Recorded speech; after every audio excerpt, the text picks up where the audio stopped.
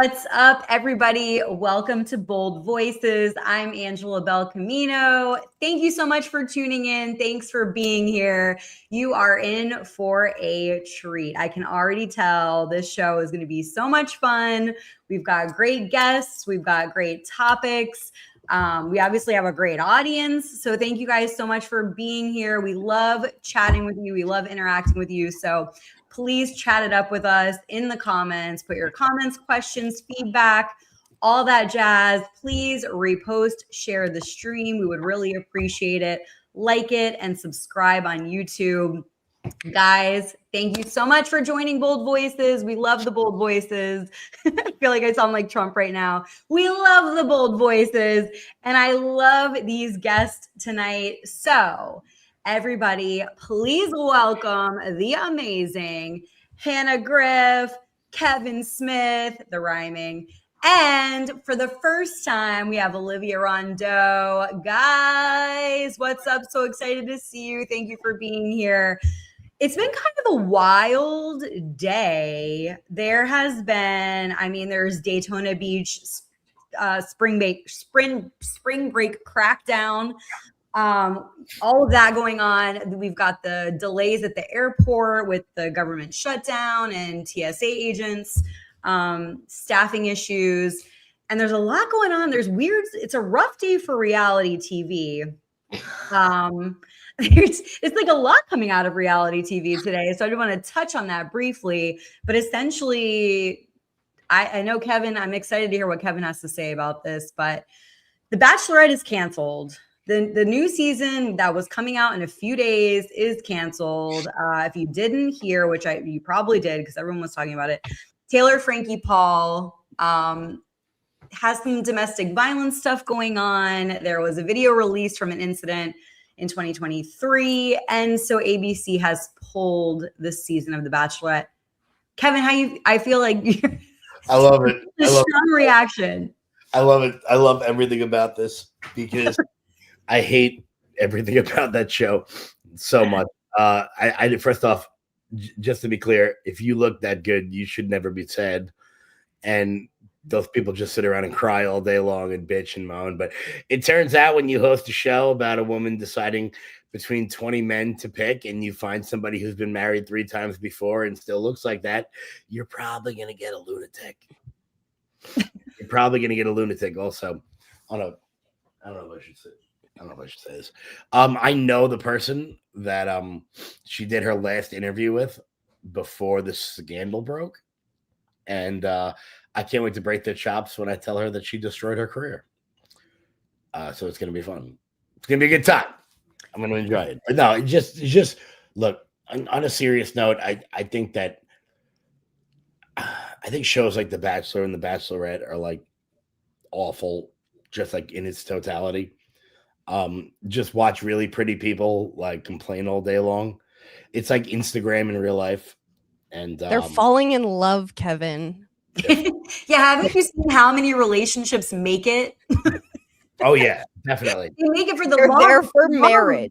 Look, I'm sorry. I don't care that. who you are. Like, if you look that good, whether you're a guy or a girl, if you look good enough to be on The Bachelor or The Bachelorette, and you can't find someone to love you, that you have to go on a reality TV show, you are probably so fucked up. Well, Kevin, she's from a reality TV show. That's like you're missing the whole backstory without watching Secret Lives of Mormon Wives. I haven't watched the newest season because what? Secret Lives of Mormon Wives. Elon, take me to Mars, okay? I need off this planet. Donald Trump, if you can hear us, please save us. Donald Trump, if you can hear us, please save us. Take me and your I don't know robot. if you know, but he also came from a reality TV show. Elon, Just saying. I forgot. That was before my time, guys. Yeah, it was a long time ago, but I was around for that. So Elon needs to take me to Mars with his genius seed that he put into beautiful women that he's going to repopulate planet Mars with. His colony, his tribe of 17 kids, and his robots. Take me off this earth. It's women love this shit, Kevin. Women love this shit. It's like Yes. it's like My cousin and I made a pact to not watch the newest season that just came out so that we can watch it together when I'm in Alaska. And we were also going to start watching The Bachelorette because it starts on my birthday. So we literally made a whole birthday plan, and then like the end of the night was going to be watching The Bachelorette, and now that's all ruined. Thanks, like, Taylor, for it's like a season of Candace Owens for retards. No, it's so entertaining. It's so entertaining. It at least for me, I love watching it because I watch it and then I'm like, oh my God, I'm so normal and mentally stable. Like that woman is, I mean, if you've seen the show, you know she's kind of a nutcase. I think the show does like make some effort to like, you know, give her a good edit and like kind of defend her because she's been arrested before. Like this whole scandal is not the first time that she has like had issues with this. So I mean, seeing that video was like, okay, there's no like, that's insane. Like throwing the chairs and stuff when your baby is sitting right there, like there's something unhinged in her brain. That's just she needs help. You can't look that good and be alone and not be bat shit. I mean, for half of the women that go on The Bachelorette, like what I'd be willing to put up with, like what the average man would be willing to put up with to be with someone as good looking as them, for them to be alone, you've got to be whacked. But Hannah, to your point, I watched a very little bit of Secret Lives of Mormon Wives, and I already knew that there was like some domestic like stuff in the past.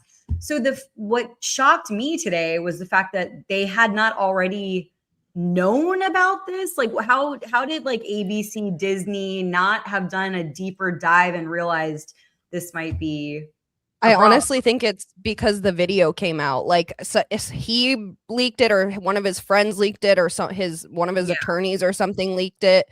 I think the timing is awfully, you know, convenient. But like, I also think that, you know, that probably should have come out a long time ago. Like, I think once that came out, it's almost like reality TV. Me and my cousin were talking about this earlier. Reality TV, it's kind of good to have like drama, like, you know, drama like this going on, but I feel like when it crosses into domestic violence, like, okay, a DUI and nobody got hurt, whatever, that's good for reality TV. Stealing something from a store, a la Vanderpump Rules, great reality TV.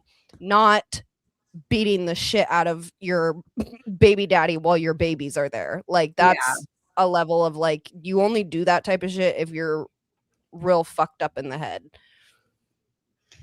Just like, I don't know. Reality TV to me is like Deadliest Catch, where like they're actually like doing shit. That's like boy reality TV. Like, no, I watched that. Or like, I feel like TLC is like the happy medium where you could watch like 600-Pound Life and you could feel good about yourself, or you could watch like Hoarders. Like, you just watch people living like crazy lives. When it's just like women like catfighting or like screaming, or like, I don't know, maybe I'm transgender because I don't watch girl reality TV. I watch look, like there is The Last Frontier, Gold Rush. Back when I do like those. I like those, but I also enjoy my trash TV. You know what it is? There's nothing better than watching my 600-Pound Life with a bag of Doritos going. Oh yeah, no, I eat snacks. I'm like, at least I'm like, I could be 500 pounds heavier right now, so it's not that bad. I feel like it's actually impressive how much food those people put down. It's like, oh, no wonder. It's like you wonder, like, how could someone weigh 600 pounds? And then you see how much fucking food they put down. You're like, and they're always married. They always have somebody, and they wait on them, like bring them food in their bed, like a fucking servant. And they're always married as a table, and they're just like, it's great. It's so gross. No, they're always it's like, it's if you're between like 200 and 700 pounds, nobody wants you. But if you're under 200 and you're over 700, you are the peak of the realm. And they're like, they're like supportive. They're like, no, you know, we can help them as I get them 9 stuffed crust pizzas from Domino's. Well, it's like a fetish for some people. They love to feed the big fat people. It's very bizarre. I mean, look, whatever blows your head back, but like, I just don't like. I've never been like, ooh, I can't wait to give you this Crunch Wrap Supreme. Well, you don't you're have the fetish. Person, but some people, well, maybe not normal, but some people are really into that. Oh no, believe me, you'll find out by the end of the show. I'm definitely not normal. Okay. Well, Let's hope not you're go not a that feeder. far. No Oh feeder no, king. I'm whacked. Yo, Well, to each their own, for sure. But I mean, I do see like reality TV as kind of a guilty pleasure. We all have our things. I'm also a big Jersey Shore fan, so that's one of that mine. was my life. Are you kidding me? Like we got Kevin on Jersey Shore. Okay. See, then you can't trash talk reality TV if you like Jersey Shore. Yeah, but I lived it, so it was okay. So get crazy, get wild. It's t-shirt time. The cabs are here. I was all about it. Classic. I mean, I'm not proud of it. They was good times, but like, wasn't great. I love There was a lot of wax in my hair at the time, so. I love it. Well, Olivia, we're so happy to have you for the first time. For those of you who don't know, Olivia is a reporter for Breitbart News. Has a background in wrestling, which I think is so freaking awesome and badass. TV commentator. So I'm so curious. I want to make sure, while you're here, we get to hear a little bit about your role at Breitbart. You were promoted to politics correspondent and have been attending briefings at the Pentagon briefings. How has that been? How recent was this promotion? What have you what's your day-to-day like? How's it been? So I've been with them since 2023. The first year I was what they call a pre-val reporter, which, not to make it sound like clickbait, but it's really just, it doesn't really mean you're covering anything in particular, just stuff that's going to go up on social media. So anything from like local crime to feel good news, that's kind of what I was doing. Then right before Trump's inauguration, I got promoted to congressional correspondent. And so I'm from the DC area, but I was living in Maryland at the time. So I had to move to Capitol Hill, which is where I live right now. And so all of last year, I was pretty much going to Congress and pretty much all of the federal agencies here, with the exception of a few, but I was covering HUD a lot. I was covering Department of Education a lot. I went to like ODNI, had to do stuff with Tulsi Gabbard, just a variety of different things. And then since the war, and I used to go to the Pentagon, and then I'm not really sure who made the final call. Maybe it was Hegseth himself, but they kind of redid the whole Pentagon press pool. So they released this document or this contract for people to sign. And if you didn't sign it, you couldn't be in the press pool anymore. And I mean, some outlets did sign it, and no shade to them, because some of, my friends work at these outlets, but personally, I didn't want to sign it. Breitbart didn't sign it, but it was basically you had to put your signature to agree to only publish facts that the press office approved of. So it was to cut down on leaks. But if you're in the Pentagon or you just know really anything about it, it's pretty natural that leaks come out of it all the time, as they would with literally any federal agency or any facet of government. So it was kind of out of character. So we didn't sign it, but since the start of the Iran war, they've made exceptions. So it's basically the normal press pool again. So I've been going maybe twice a week, 3 times a week for the last couple of weeks. I was supposed to go today. I felt kind of under the weather, but I've been going quite often. That's super cool. Well, thank you. It sounds like I signed it. What, Kevin? You did. I signed it. They sent it over to me. I was like, yeah, let's go. I'll cover the Pentagon. Let's do it, babe. But I just haven't gotten down to DC. So. Okay. But I do have my credentials somewhere. Nice. So forever I'll be a credentialed Pentagon reporter. I try to, split my time between covering the inherent importance of reality TV and the impending World War III. I try to find a nice, cool medium there. You gotta be clued into everything. I might be making a statement with my t-shirt right now. If you guys can read, it's backwards, but Yeah, I'm with you. Yeah. I'm with you. Hey, let's stop. Let's stop All in agreement with sticking our that. nose where it doesn't fucking belong. I was kind of hopeful in the beginning. I know we talked about it like right when it first started. Well, we had a super successful operation in Venezuela that was in and out. They kind of implied that it was going to be like that. And then at the very least, we had the 12 days last year, the 12-day war, and that was not obviously super quick in and out, but it was in and then it was out. We are definitely past 12 days at this point. In Venezuela, we didn't lose any American service members. We've already lost 13, I believe.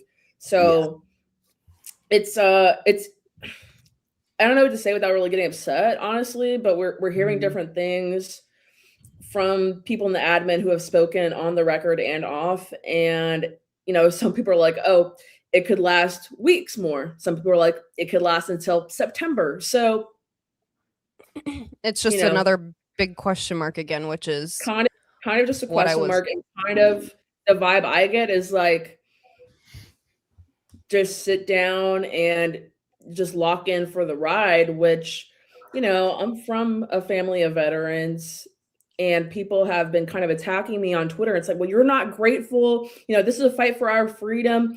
And I don't doubt that the Iranian regime hates America. I don't doubt that the Iranian regime, if they had the capabilities to take out the United States and expand the regime and enact Sharia law around the world, they'd probably do that. So I'm not running water for them. It's just, I don't like the accusations that's like, oh, you just hate Israel or you just hate the veterans or you don't care about the poor Iranian protesters if you don't want a boots on the ground war. I feel like that's kind of crazy to say. Well, look, I want to be clear. I don't care about the Iranian protesters. I care about homeless people here in America. I think this war is a terrible idea. I hope that the president is right, that it's a 2-month sort of bingo bango, get in, get out. I have no idea how that could possibly happen, especially now with reports that the Russians are providing assistance to the Iranians. They seem to keep firing missiles. We keep getting 90% of them, but they keep going somehow. And I just don't know how. I think they got a little too high on themselves after Venezuela when they kidnapped a giant communist in his pajamas and thought it was going to be as easy in Iran.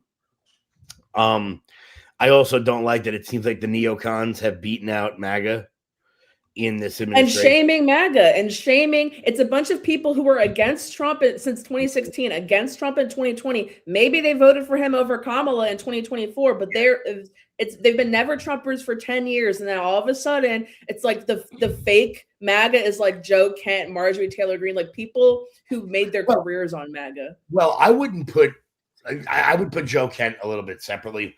I'm thinking more of like the Mark Levins, the Lindsey Grahams, the John Boltons, Brian Kilmeade, all the main real 24, the Ted Cruz people in 16.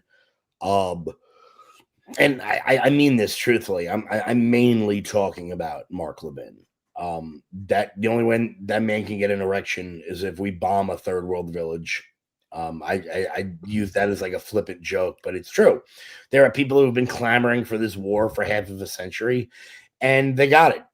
And look, like I said, I hope I'm wrong.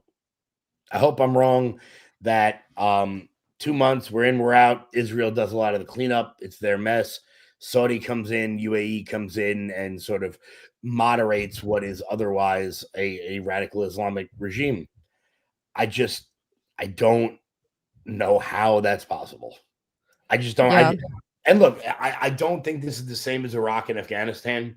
I think there were a lot of people in the administration back then, your Condi Rice, your Dick Cheney, your George Bush 1, that wanted this the whole time.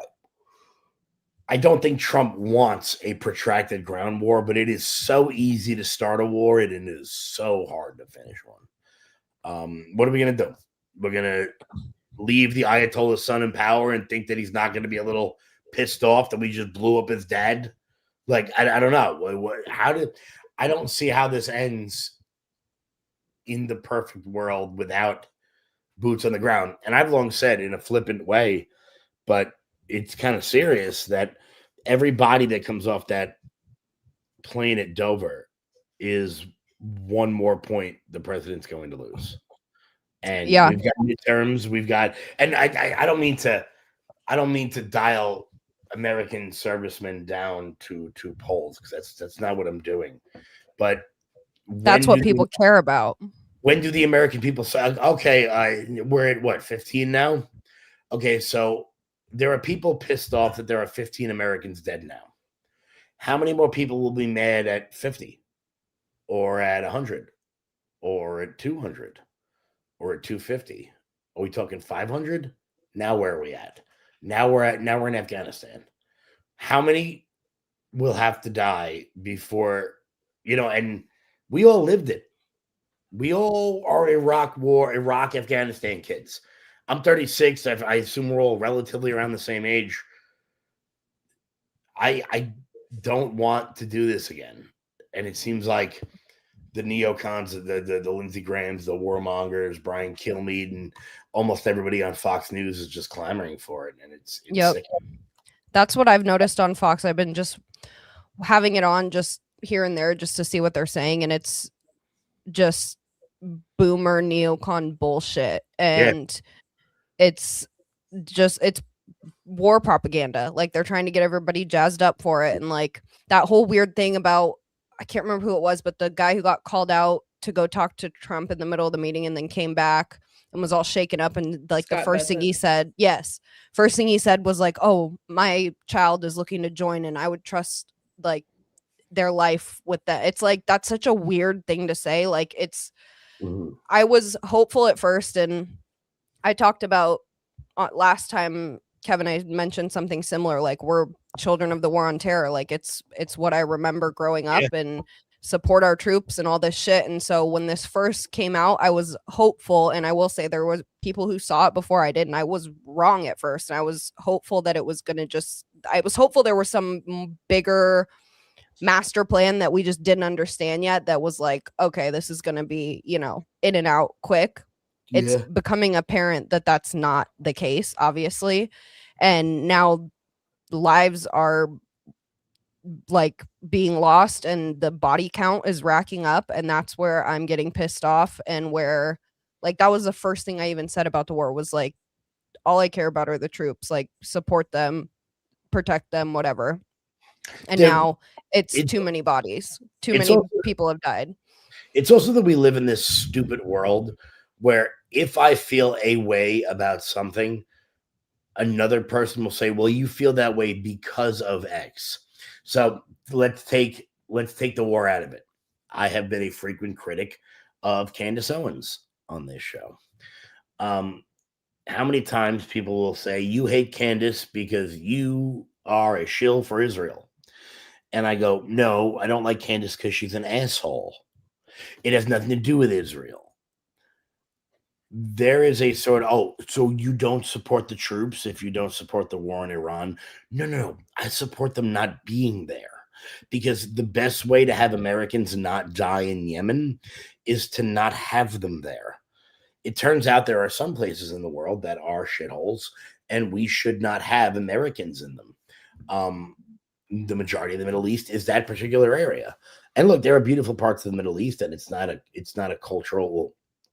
We can get into whether it's a cultural thing or not, but I don't know what we're achieving here. And for all the people out there, nuclear weapons, really? Iran has been weeks away from getting nuclear weapons since 1991.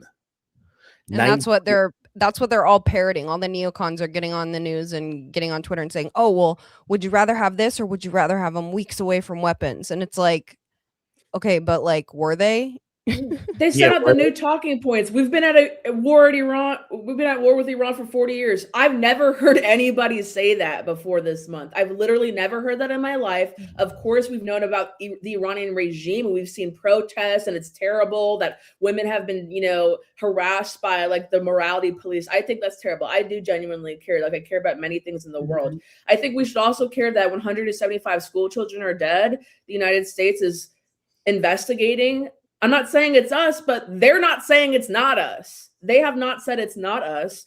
Multiple independent investigations, New York Times, BBC, NPR, a couple others that I'm forgetting, have reviewed satellite images from this school that, yes, is next to a base, just like we have elementary schools on Fort Bragg, and every other military base in the country has an elementary school. All right. So I don't think that's a valid argument. Don't put your schools on a military base. We have them too. But every independent investigation by major news outlets, not saying we should just trust them, but also smaller news outlets, have said that it was hit by a Tomahawk missile.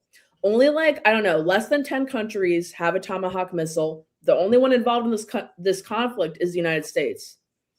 Iran doesn't have Tomahawks. So if the analysis is true that it was a Tomahawk missile, which I'm not a weapons expert, so I can't look at it and say whether it is or not, but independent people can say whether it is or not, then 150 plus, mostly kids, are dead.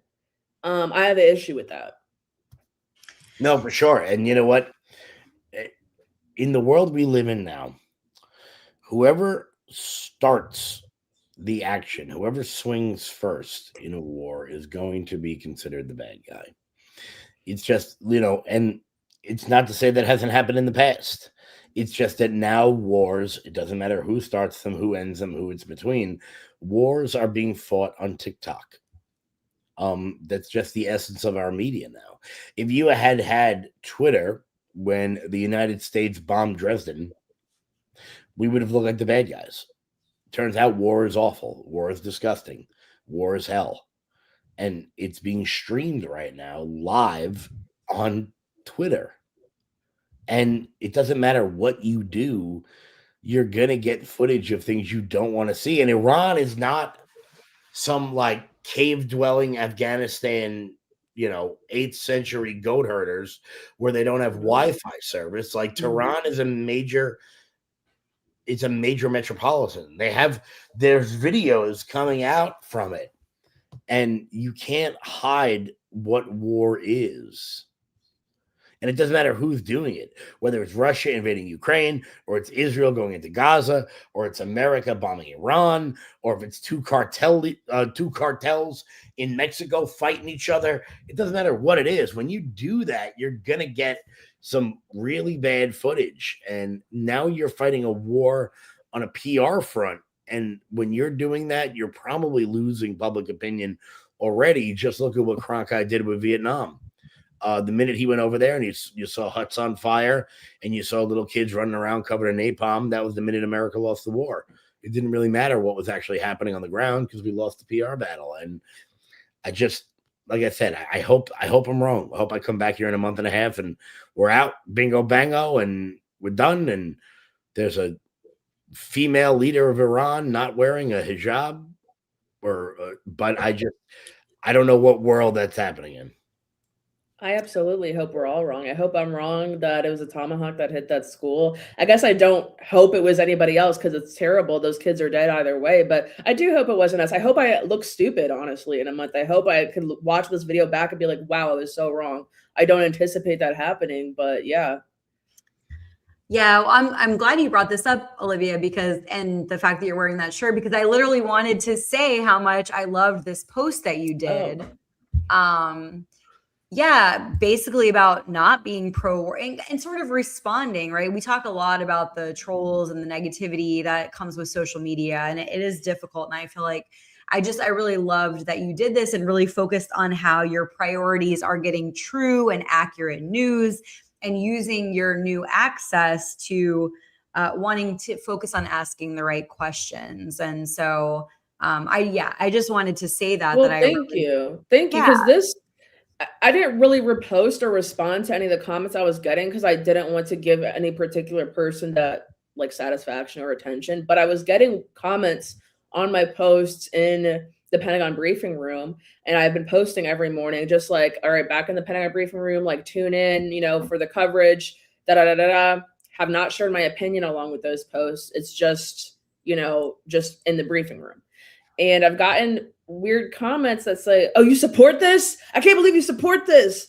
And it's I guess I don't know what you guys think the press pool is, but in that room, sure, there are people who are activist journalists, and there are people in that room I would consider activist journalists, and sometimes I am an activist journalist. However, I'm not there to like start screaming and throwing my shoes, you know, like I'm throwing them at George Bush. Like that's not what I'm there for.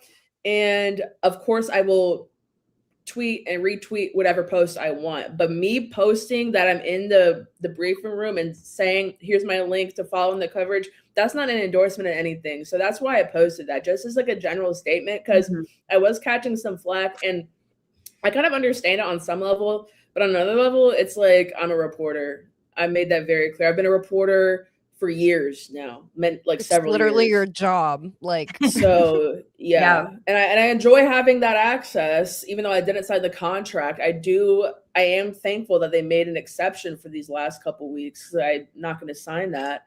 And yeah, I mean, that just is what it is. I'm against the war, but I'm a reporter. Yeah, I mean, I really respect and admire that, and the fact that like you're trying to get the facts, you're trying to get the information. It's not about like putting a slant on it or an opinion. It's like, I'm here and I'm just trying to gather information. Yeah, for this, I mean, my articles, they're usually pretty straight. Obviously, I write for Breitbart, and we're not secret about our bias at all. And I'm allowed to take like creative liberty and things of that nature. But for situations like this, anything that I'm reporting on this is going to be like numbers, straight facts. It's too sensitive of a topic to publish something. I get thousands of comments on my articles on Breitbart, as in people who have accounts at Breitbart comment. So that's how wide they go. I think a lot of people just see links on Twitter and Facebook, and they're like, oh no, like millions of people are reading like on the website. So it just goes way too far for me to like try to be holier than thou and like writing op-eds and stuff about it. Like that's what my Twitter is for. The reporting is for reporting. Which, yeah, like obviously you're allowed, you have an opinion, and you're allowed to have an opinion, and it's just it's tough. It's tough out there. So it's tough work, and I appreciate what you do, and I just appreciate that focus on wanting to ask questions and get as much information and present it that way, and then people can kind of make their own conclusions. But at least, you know, you're just trying to be objective and like get the information because you do have that sort of access that everybody doesn't. I will say it's been nothing short of like amazing. I don't even necessarily mean that in like a positive way, but like amazing and awesome in the literal sense of the word. Like it amazes me and it puts me in awe, the amount of access I've gotten under this administration. I have to give the Trump administration a lot of credit here. We have White House access, we have Pentagon access, we have access to every federal agency that's here in DC and in the DMV area. I was able to travel. This made the news. This was crazy. Like I believe the LA Times wrote about it. Like my name was in the LA Times, but certain outlets were salty because I was invited on a trip to LA with the secretary in January. And so we all flew. It was like me and like 5 other reporters. We flew on the Doomsday plane, which is like, if you see it in real life, that's really the only way it does it justice. But on the inside, I'm just saying it doesn't look like a plane. Okay, it's like 3 stories, and there's like offices and bedrooms and like the whole thing. And I was in the press pool for that. And we got an inside tour of like weapons manufacturers, and like we did like PT with like the ROTC at UCLA and stuff. So I don't know, just stuff like that is really amazing to me that I like got here. And so like, let me not like squander this by throwing my shoes at somebody in protest. Like I would like, I'm here to be serious. So yeah, that's not an endorsement of anything or everything. If I endorse something, then I'll post it, you know? Yeah. And there should be people in the room reporting who don't necessarily agree. There's plenty of people in the room who are, you know, licking boot and like all for war. So I mean, I will say, yeah, there's plenty of people kind of on all sides of the issue. There's a couple of my favorite reporters in the briefing room, and like plenty of them are like friendly. When I say friendly, I mean like conservative, like smaller outlets, like smaller than Fox News. So like the Daily Caller, I used to work there. I love that they're in the briefing room with us. And sometimes they ask questions that maybe I wouldn't ask, but like I'm grateful that they're there and asking those questions. There's a guy who he went viral because when he was in the Oval Office, or he was at the White House for some event, and he's a reporter, and he's Kurdish. So he's from Iran, but I don't know like what area that's like considered Kurdistan. I don't know. But Trump called him, okay, Mr. Kurd, and like that name just stuck. So now he's at like all the briefings. Like there's this guy named Mr. Kurd who's like a reporter. Oh my God. So we have small people, we have big hot shots, you know. I just love it. I love being part of the press. I feel like, you know, you feel like you're doing something without, you know, compromising your morals too much. Like if I was like in office or something crazy like that. Absolutely. So another related to this, another headline that kind of came out today was that reports were sort of saying that Trump is saying that it will end soon, right? Operation Epic Fury is going to end soon. It's almost over. But then there's the whole Pentagon floating the request for $200 billion to fund the war. Any thoughts on that? What that kind of means? Like, is that funding justified? I mean, obviously, we're all kind of saying we want it to end and be, but like, it's, I don't know, based on him being like, it's over, but then they're requesting all this money to keep fighting. Yeah, Secretary Hegseth has asked for enormous amounts of money prior to the war starting. And I asked him about this in January, and this was off the record, so not really going to delve too much into that, but this was when we were like privately speaking on our trip to LA. And so that's one thing I have been pressing the department on and asking about, and I don't think it's out of character. So it's not like the war happened and he's suddenly asking for like he's asked for billions and billions and billions prior. Gotcha. Did he know it was going to be for Iran? Who's to say? But also, secondly, Trump has been saying that it's going to be over very shortly since the beginning, and it's been a few weeks now. So he's trying to assure us, and I don't think he wants a long, drawn-out war. I don't know if you guys saw, I haven't watched the full interview yet, but Joe Kent on the Tucker Carlson network. So after he resigned from his position as in counterterrorism, like under Tulsi Gabbard at ODNI, he kind of immediately went on the Tucker Carlson show and said that one of his last interactions with Charlie Kirk, coming out of the Oval Office or one of the wings in the White House last year, was them brushing by, and Joe Kent says, "Oh, hey," and Charlie Kirk says, "Do not let us go to war with Iran." That's what Joe Kent said yesterday, or maybe the day before, on the Tucker Carlson show. So I think what Kevin said before was right, that there is like a group of never Trumpers who are now kind of in the inner circle because they've been wanting to go to war for a long time. And so they're just going to like rah, rah, rah, rah, rah. And then there's the people who were MAGA from the beginning, like Charlie, like Joe Kent, like Marjorie Taylor Greene, like Thomas Madison. Well, Thomas Madison was never like MAGA, but I would say he's America first. Let me use that terminology, America first. So there's all these people who are America first from the start, who feel disenfranchised, disenchanted by being pushed out, you know, for voices like Mark Levin. I think it was Megyn Kelly who called him micro penis Mark, but I agree with that. You can't have big dick energy and be like whining and crying on Twitter, calling people Nazis. Like Mark Levin's been he's been off the rails for several months now, probably at least 2 years. Because I remember after October 7th, 2023 happened, and he literally was like calling to like glass the Gaza Strip. And he came in with this op-ed that there's no such thing as innocent Palestinian. And you might be reading that headline and think like, oh, he just means like Hamas, or he just means like the adults. No, in the article, he said babies. He said there's no innocent babies. So micro penis Mark is honestly nice. That's honestly a nice term for Mark Levin.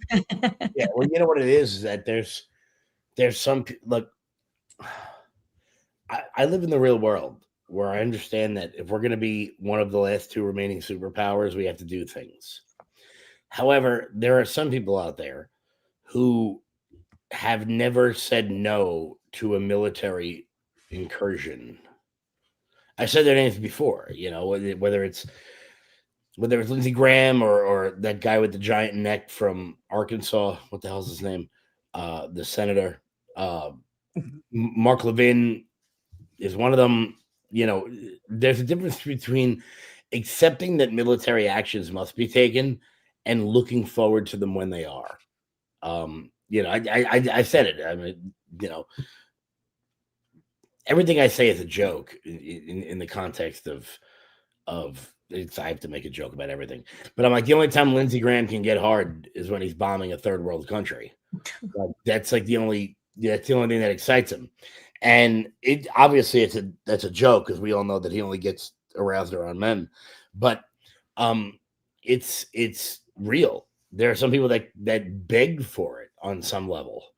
There's a big difference. Like when they scooped up Maduro, I was like, all right, okay, we'll see what happens. But to rah it, to get excited about it, to want it actively is very different. Lots of money to be in war. Well, that's it. If you look at guys like Kennedy with the Cuban Missile Crisis, like, they did everything they possibly could to avoid war. That war should be the very last thing you do. There's too much money to be made. Exactly. And you know what it is that it just leaves us in this perpetual state of conflict. We spent 2 years bitching about Ukraine, that I didn't want to be involved, and I didn't want my money going over there, and I don't really care whether or not the Donbass region is controlled by one side that speaks the same language as the other side. And then once we move past that, it's like, all right, well, now on to Iran. And now that we're like, we may be wrapping up Iran, we're like, hey, what's Cuba up to? And it's like, bro, breathe, relax. Like, we don't have to take everywhere. And here's the thing. If we lived in the age of empire, where when you took a place, you got all their resources, and they became quasi colonies, maybe I wouldn't mind so much. Like, if we went into Iran and took all their oil, and it's like, okay, this is America now, maybe I wouldn't care so much.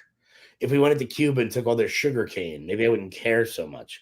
But to my mind, it just seems like we're playing a game of Risk in real life.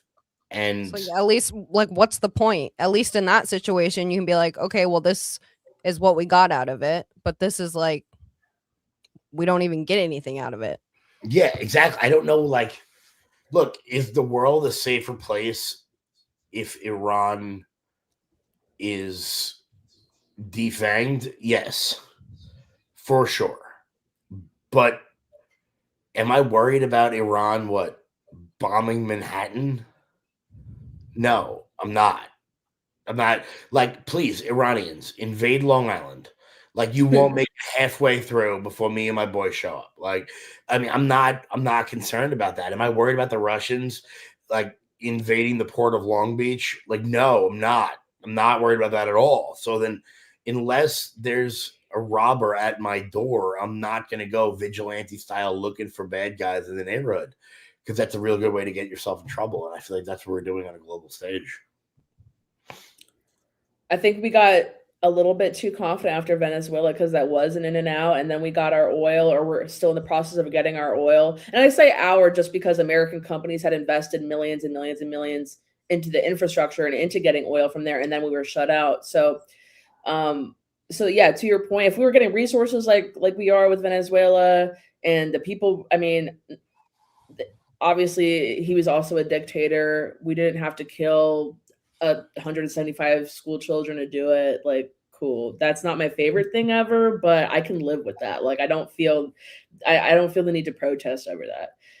This, I want to know who shot the tomahawk, or let's say I want to know if it was a tomahawk. I want to know if it was us. Yeah, for sure. And it doesn't make you when I talked about the dichotomy before, like, I support the president. I support the MAGA movement. I voted for Trump 3 times. I helped get him elected 3 times. That doesn't mean I have to agree with him on everything. And there's a weird thing that the left does, where if we agree with him on everything, we're a cult. And if we don't, MAGA is falling apart. And it's like, no, I like the tariffs. I like the protectionism. I like the deportations. I wish we had more of them. I like the fact that President Trump swings first. However, did we just start something we can't finish? There's a great book that came out I think it was in the early 70s. It's called The Guns of August. And it won a Pulitzer Prize back when that meant something. And for every person who supports this war, I would urge you to read that book because it talks about how basically how in World War One, everyone was so gung ho to go to war, but nobody had the balls and the courage to go, okay, we're not making any progress. We're not getting anywhere. Let's get out of here. And because of that, it was the deadliest war in human history up until that point. And I worry what comes next. Because if China and Russia get involved, where does this end? We've already seen NATO be toothless completely. I mean, the French are getting involved. Oh, yay. Thank God. The UK said they're not getting involved. Spain said we're allowed to use their bases. But let's be honest, when it comes to real fighting force, it's just America and Israel, which, my last dollar, I'm putting America and Israel against every other country in the world. But like, am I ready to bet my last dollar? Not really. Particularly when there's an election in, what do we got? 6 months where we are going to get fucking smoked. And honestly, we'll deserve it. We will. We deserve to get smoked. I'm still pissed that Charlie died over 6 months ago, and Trump had a very limited but very huge opportunity to just stomp out all of that bullshit and all of the leftist just garbage, and he essentially didn't do anything. Like, there was nothing done, and it's just like, okay, well, the window's passed now. Like, people, are starting to move on with their lives. It's not so fresh, and people aren't so angry. But that was my first like red flag where I was like, why is he not like doing more? Like, Portland, hello? On the Tucker Carlson show yesterday, Joe Kent said that he was told they were to stop investigating the Charlie Kirk assassination. By who? I can't even, I got to tell you. I think he said they were told that it's going to go back to like local authorities in like Utah or whatever. I'm not quoting him, but I think that was the FBI's kind of like internal justification. Like, let's kind of step back from this. But Joe Kent said he was directly told that we're not going to investigate this anymore. And he's counterterrorism, which that's not directly in his purview. But if you think that it's an anti-conservative terrorist or that he wasn't working alone, it was a political assassination. That would essentially, that would absolutely be under his purview. And he didn't say what questions were left unanswered because he said that he could not say that, but he said that there were leads that he wanted to follow that he could not follow. I got to tell you, when I hear stuff like that, a guy like Joe Kent, who's been on board for so long, I have to, on some level, I have to turn it off. Because then what are we doing? Like, if you know what I mean? What's the point of it all? What are we doing here? What am I doing on my show? What are you doing covering the Pentagon? What are we doing on? So if it runs that deep, then it's time for something I probably shouldn't say on social media, right? Like, if that's what we all believe, and I don't think it is, and I think that's why we all keep doing what we're doing, because we believe that we have some sort of an opportunity to change things. On some level, I'm not fully black-pilled, but on some level, I think I thought this way going back to Trump's assassination attempt in Butler. The FBI came out after that and said that Thomas Matthew Crooks did not have a social media presence. That was a lie. That was a complete lie. He had a YouTube channel. He had been radicalized for years. He was formerly pro-Trump, but even when he was pro-Trump, he was still commenting on videos talking about killing people. He was talking about killing immigrants. The NSA has all that shit. That they have a file on him. I guarantee it. The FBI lied. The FBI lied. Fast forward to in the months leading up to him shooting Trump in the ear, he was anti-Trump, but still talking about killing people. So he had been radicalized for a couple of years. He was a young kid, so he doesn't have a lot of presence online, but he had YouTube comments. And then after this was put out, then FBI Director Patel put out a statement acknowledging that he did have these comments. So whatever they tell us, we're not going to find out the truth until somebody actually digs in, because then they'll go back and make a statement. But they lied to us. And so there's something deeper there that does kind of, call me whatever, but that does kind of blackmail me a little bit, because it's like, oh, they actually don't care about making that information public. Who shot the president? Who killed Corey Comporator, who is his crime was going to a Trump rally? Like somebody died. That's crazy. Yeah. Somebody died and 2 other people got seriously injured, and like nobody really cares anymore. It's that I've ranted about this on Twitter before, along with what you said, Livy. Like, they're just lying about it. They obviously have information. We know the Patriot Act. We know because of what Edward Snowden has said, that the government has all of our text messages, has the ability, they can listen to our phone calls. They track our social media. The NSA has a file for all of us. And the fact that they're doing that, and that's the whole justification for the Patriot Act, is to protect us from terrorism. You guys have access to all this information, and you're choosing actively not to do anything with it and not to release it to the public, not to make it known, when we know that you have it. So it's like, what's the whole fucking point of you guys mass surveilling us and big brothering us if you're not even stopping the people who are trying to kill the president? Like, hello? Another thing that came out was that Thomas Matthew Crooks flew a drone over the venue the day before. I've heard that too, yeah. Yeah, the FBI also didn't put that out. That was discovered by journalists. And look, I've been to 50 Trump rallies. I'm a smoker. You cannot bring a lighter into a Trump rally. And you expect me to believe that Thomas Crooks brought in a fucking scope from a rifle? Like, you can't, like, literally, you can't. We all joke. Everyone I know that smokes, we laugh when we're like, yo, I got one in. Because you can't bring a vape. You can't bring a lighter. Well, the FBI said that they didn't sweep the rooftop that he was on because it was too slanted or whatever the fuck. And that was their excuse for why they didn't. Meanwhile, this Corey Mill's standing on it, completely flat-footed. Like, yeah, there was like a 4-degree incline.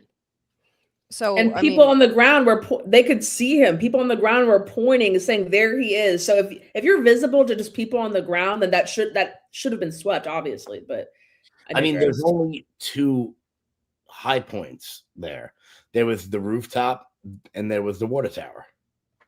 So, look, I am not special forces, or I have no law enforcement training, but like, you would think, you'd go, okay, maybe we should have someone over there. Like, if there was a house, there would have been somebody on the roof.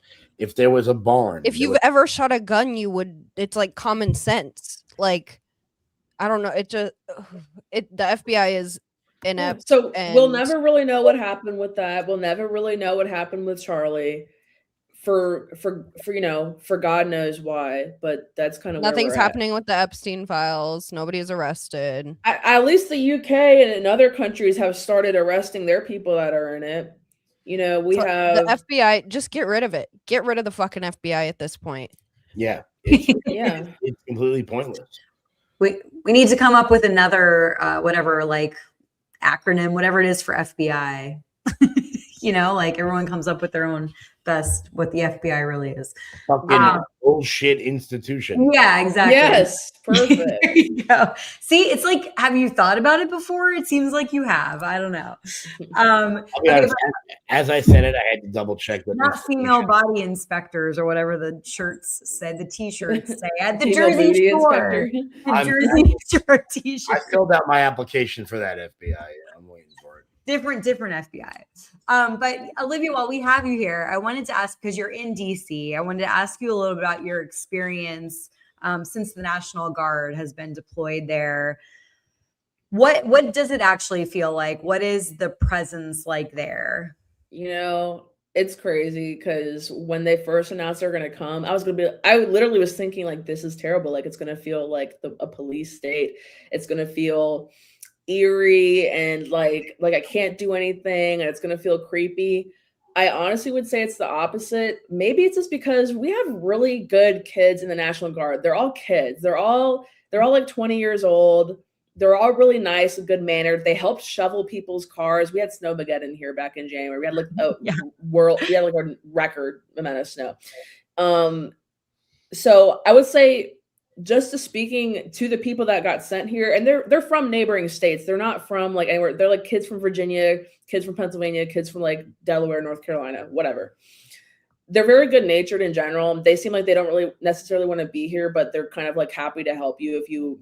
I've seen them help random people. Besides that, crime has gone down in a way that DC has never seen crime go down. And you know, I'll preface by saying I'm not for a police state. I'm not for over policing. I think that's terrible. However, National Guard has had like no scandals with like police brutality or like hurting anybody or beating anybody, or they've had no scandals. Really what they've done is deterrence. You know, they stand, and also it's kind of a misconception. They're not like patrolling the streets necessarily. Like I've really seen them in my neighborhood, like only a couple times when they're like walking somewhere. They might be on the corner in like really, really busy areas. I'm on Capitol Hill, which is like, it's for people not from here, it's quite residential. Like other than the Capitol being there, it's quite residential. They're really mostly in the metro stations. And as a woman, I've had really unsavory experiences in the metro and on the metros, or in the metro, on the train and on the metro platforms and in the station. So they act as a good deterrence.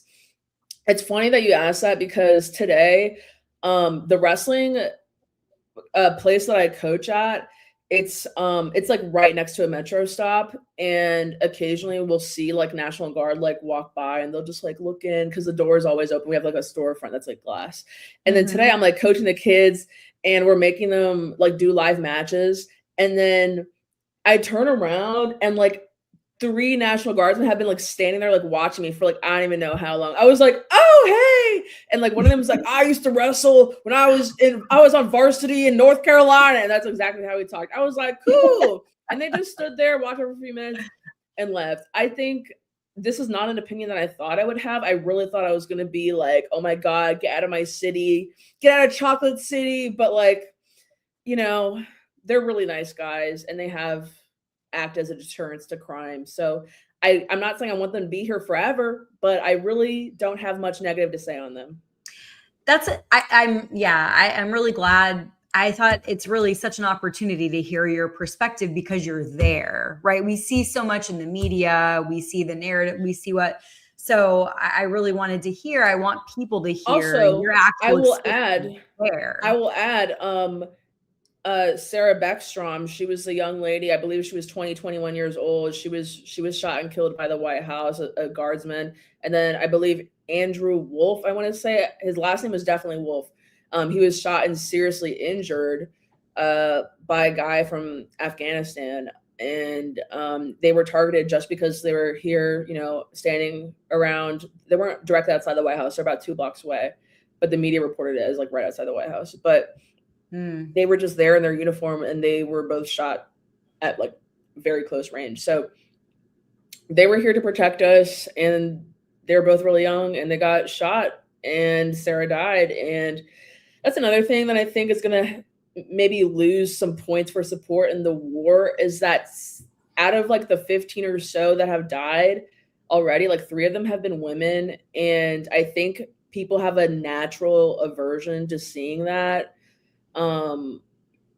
Obviously we have an aversion to seeing any American get killed, but I think like once you see like American daughters, mothers, and wives, their bodies like strewn out on a battlefield, I think that's demoralizing. So I think that's another thing that's going to add to negative opinions of this war.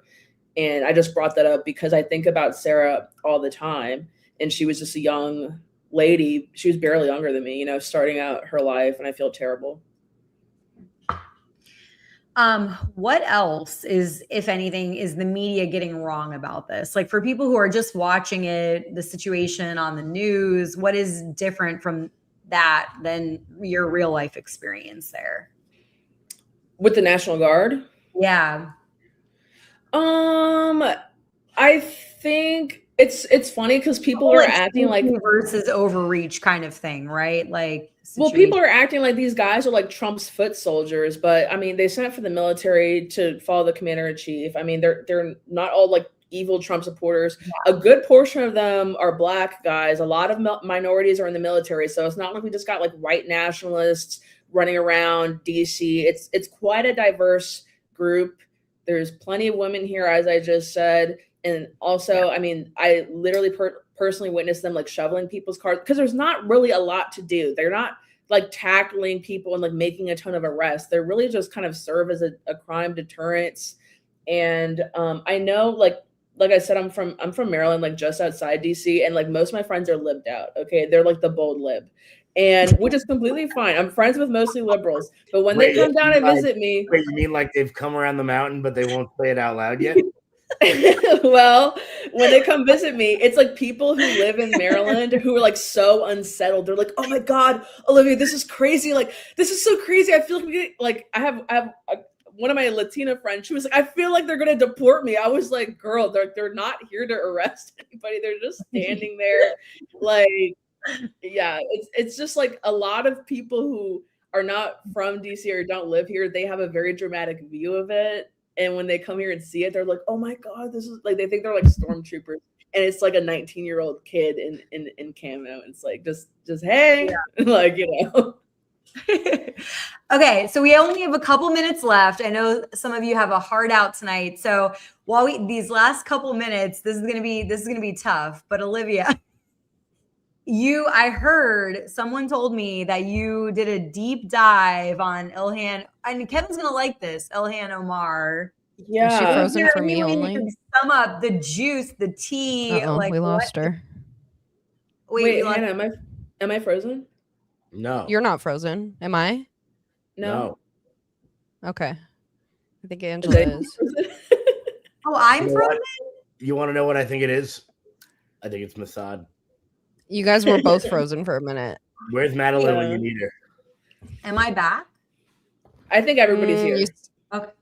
Oh no. Okay, well. I think we're all here. Okay. I think Hannah has bad Wi-Fi because I see everybody fine. Okay, cool. Okay, well, I'm just gonna throw it to you, Olivia, and give us, I don't know, whatever juice, dirt, tea you can in like 2 minutes. I know that might be okay. I'll preface by saying go to my bio at Breitbart.com, Olivia Rondo, because I wrote it like this week, so you'll see it pretty recently and you can read the whole thing. And a lot of the sources originally are from like 2016 articles from this website called Alpha News. It's like a conservative news outlet, but I verified and double checked like everything in there, and it wasn't just some rag. Okay, so here's the stitch. Here's what Trump keeps saying, and people keep saying, "Oh, he's racist," forever suggesting it. Obviously, the rumor is that Ilhan Omar married her brother to commit immigration fraud to get him into the United States. Here's the truth. I can allegedly basically confirm that. And I'm not saying they were in a romantic relationship or committed anything incestuous. She was legally married to this guy. Last name is Elmi, like Elmo with an I on the end. Mm-hmm. There is proof that they share parents. There is proof that they have the same siblings. And she was legally married to him, and he's a British citizen. They all, I think 2 or 3 of her siblings, when they left Somalia, became UK citizens, and 2 of them became American citizens. She allegedly married him so he could come to the United States. Anyways, she legally married him. But the whole time they were legally married, she was in a religious, Islamic marriage with her second husband, quote unquote, the person that she has children with. Okay, so she has children with one man.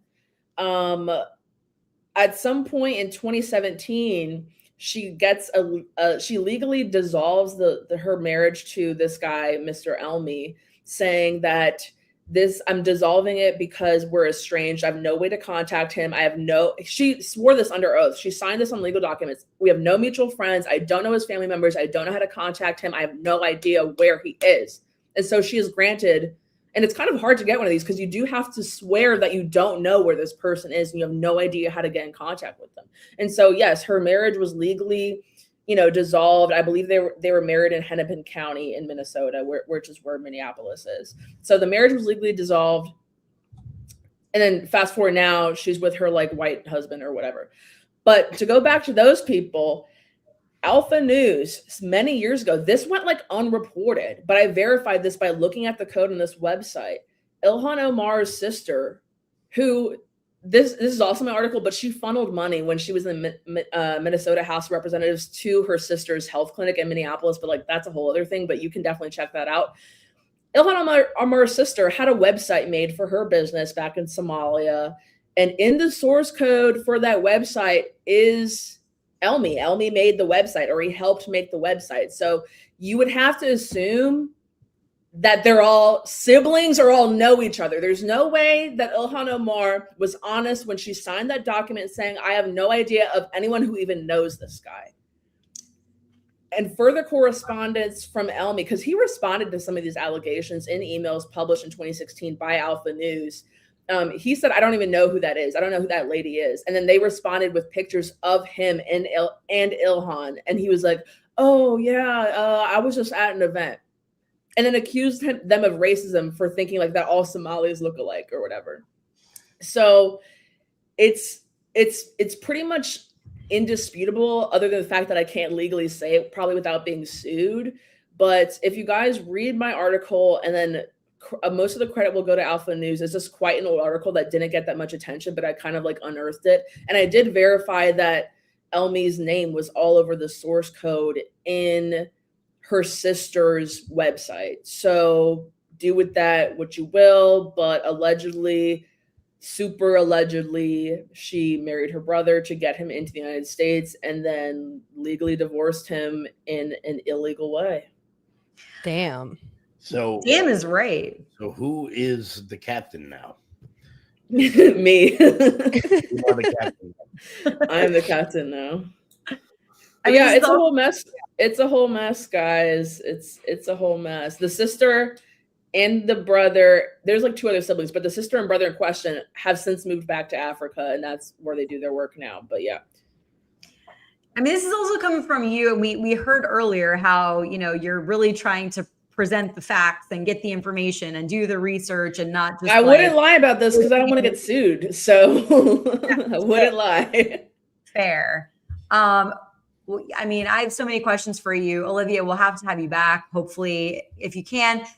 Tell everyone one more time where they can read this article and do their deeper dive read your deeper dive that you did, and where they can find you, any shout outs, promos, go for it.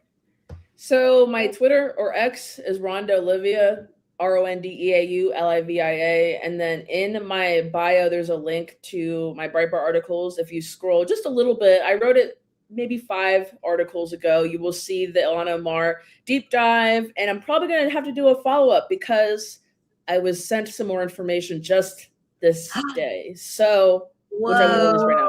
But yeah, so yeah, guys, it's getting weird to say the least. It's getting We'll have weird. to schedule a part 2 when I get back from Alaska. Yeah, for sure. Yes. That would be great. I'm working on a couple investigative series right now, which is great, and Breitbart loves it. So having a good time. But yeah, check me out on Twitter, and then that links to all of my stuff. Awesome. Yes. Thank you so much. That's amazing. We will. Yeah. Hannah, when you're back, we should definitely do a part 2 because I had so many questions to ask about her anyways, and we can do a whole nother revisit of this. Yay. This flew by. Thank you guys for having me. Yeah, it really does. It really does. Please. Yes. So also follow Hannah at Yeah Right Girl HG, Kevin Smith. Hannah, we're going to miss you next week. It's next week. Have an next week I will be time. Thank you. I will be back the following week though, so not to fear. Fantastic. Hannah's usually here on our Thursday streams at 9 p.m. Eastern. Kevin Smith, what's up? You want to shout out Lab Majority? Absolutely. You guys can check me out. Check me out every day, rumble.com/LFATV. I'm on at 3 p.m. Eastern or across all of my platforms. You guys can got my little Twitter handle. The little thing. Yeah. Yeah. Thank you guys so much. Appreciate you. I know you got to get going. Thank you so much for being here. I appreciate you. You rock. You're awesome. Olivia, thank you so much for all the info. Oh my God. Thank you, Bold Lib. I love you, Livy. Love you guys. Thanks so much. Good night. Thank you guys so much for tuning in. It flies by when you're with good people and you're having fun, and you got a lot of deets tonight, a lot of tea, a lot of all the stuff. So, yeah, so much fun. Always, always, always. It was a great night, great guests. So appreciative of all of you, guests, audience. Thank you so much for spending your Thursday night, couple hours with us. We will be back.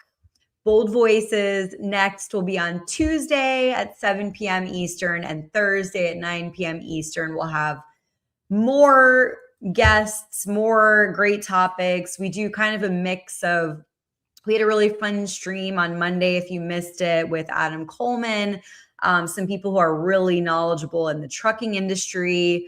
So you should check that out, recap it if you missed it, because it was really, really cool. Great guests with, yeah, like I said, a lot of knowledge and expertise in the trucking industry and all these safety issues and concerns about what's going on here. So check that out if you missed it. You can subscribe on YouTube, all that jazz. Appreciate you guys. But we are here for Bold Voices live streams every Tuesday at 7 p.m. Eastern and every Thursday at 9 p.m. Eastern. And always appreciate you guys being here and interacting. Love to hear your thoughts, questions, feedback, all that jazz. So thank you for interacting. Thank you for your support. I'll check out Trangela. I'll check out Alicia for sure. And thank you so much, Joshua. You guys rock. Appreciate you. I might have said that like 500 times, but I really do. I just want to make sure you know. And I think that's it. So check out the live streams. There should be some more podcast interview episodes coming up soon too. And other than that, have a great rest of your week. Great rest of your, I can't believe it's Thursday already. My goodness. It's like the weekend. Ooh, yeah, that's fun. Oh, I forgot to tell Hannah and Olivia know Chrissy Mayer, who's I've been on her podcast. She's been on mine, all that jazz. I'm actually going to see her tomorrow. So that's exciting. So I'm excited about that. I totally forgot to tell them because they're friends with Chrissy too. That's how we actually all met, was on Chrissy's podcast. So that'll be fun. So I will film. Yeah, I'll take some pictures or film some things, and that'll be fun this weekend. So I hope you guys have a great one. Thank you so much for being here. Thank you for your comments. Thank you for everything, all the support, all the love. I see you. I appreciate you. All the love, and stay bold.